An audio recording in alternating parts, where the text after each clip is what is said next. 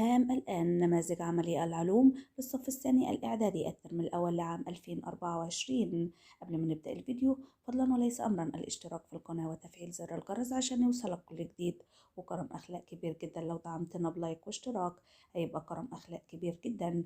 ده نموذج بيبقى فيه 2 للعملي العلوم. ده معانا النموذج الأول، معانا النموذج الثاني. اذكر نوع كل حفرية من الحفريات الآتية. كل نموذج بيبقى مكون من نشاطين، النشاط الأول تجربة والنشاط الثاني نوع من الحفريات. ده النموذج الثاني اللي معانا.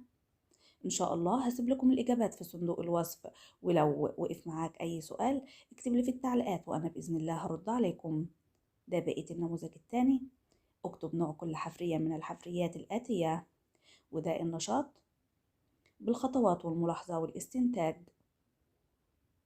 ده السؤال الأول. والسؤال الثاني للكائنات الحية، اذكر اسم كل كائن ثم حدد أي منها منقرض وأيهما مهدد بالانقراض.